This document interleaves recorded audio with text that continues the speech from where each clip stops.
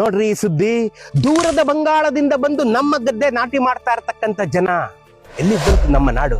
ಯಾಕೆ ನಮ್ಮಲ್ಲಿ ನಾಟಿ ಮಾಡೋ ಜನ ಇಲ್ವಾ? ಇದಾರೆ, ಸಾಕಾಗ್ತಾ ಇಲ್ಲ. ಯಾಕೆ ಸಾಕಾಗ್ತಾ ಇಲ್ಲ? ಈಗ ನಾಟಿ ಮಾಡ್ತಾ ಇರತಕ್ಕಂತ ಜನ ತಮ್ಮ ಮಕ್ಕಳಿಗೆ ನಾಟಿ ಮಾಡೋದನ್ನ ಕಲಿಸ್ಲಿಲ್ಲ. ಕಷ್ಟನೂ ಸುಖನೂ ಸಿಟಿಗೆ ಹೋಗು, ಹಳ್ಳಿಲಿದ್ದು ಸಾಯ್ಬೇಡ, ವ್ಯವಸಾಯ ಅಂದ್ರೆ ಮನೆ ಒಂದಿ ಸಾಯ, ನಾವು ಪಟ್ಟಿದ ಕಷ್ಟ ನೀ ಪಡಬೇಡ ಅಂತ ಅವ್ರನ್ನೆಲ್ಲ ಸಿಟಿಗೆ ಕಳಿಸ್ಬಿಟ್ಟಿದ್ದಾರೆ. ತಾವು ಮಾತ್ರ ಹಳ್ಳಿಲಿದ್ದು ಕೂಲಿ ಮಾಡ್ಕೊಂಡಿದ್ದಾರೆ. ಇದೇ ಕೊನೆ ಜನರೇಷನ್. ಇವ್ರು ನಾಟಿ ಮಾಡೋರು ತೀರ್ಕೊಂಡ್ಬಿಟ್ಟ ಅಂದ್ರೆ ಇಡೀ ಕನ್ನಡ ನಾಡಲ್ಲಿ ನಾಟಿ ಮಾಡ್ಸಕ್ ಯಾವ ಜನನೂ ಸಿಕ್ಕಲ್ಲ.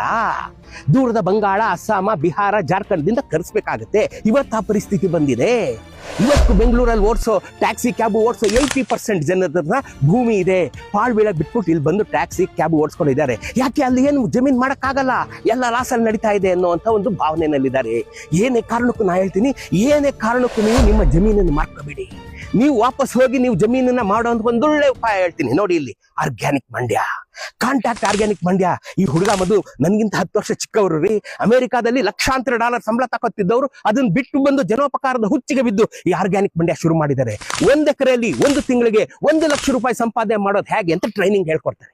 100% ಬೀದರಿಂದ ಚಾಮರಾಜನಗರದವರೆಗೆ ಬಂದು ಇವ್ರ ಹತ್ರ ಟ್ರೈನಿಂಗ್ ತಗೊಂಡು ವಾಪಸ್ ತಮ್ಮ ಊರುಗಳಿಗೆ ಹೋಗಿ ಇರೋ ಕೆಲಸ ಬಿಟ್ಟು ಗದ್ದೆ, ವ್ಯವಸಾಯ, ಜಮೀನು, ತೋಟ ಮಾಡ್ಕೊಂಡು ಹಾಯಾಗಿದ್ದಾರೆ. ಇವ್ರ ಮಾತು ಕೇಳಿ ಆರ್ಗ್ಯಾನಿಕ್ ಮಂಡ್ಯ ಹೋಗಿ ಟ್ರೈನಿಂಗ್ ತಗೊಳ್ಳಿ. ದಯವಿಟ್ಟು ನಿಮ್ಮ ಜಮೀನನ್ನು ಮಾರ್ಕೋಬೇಡಿ. ನೀವು ಆದಷ್ಟು ಬೇಗ ಆರ್ಗ್ಯಾನಿಕ್ ಮಂಡ್ಯ ಕಾಂಟ್ಯಾಕ್ಟ್ ಮಾಡಿ.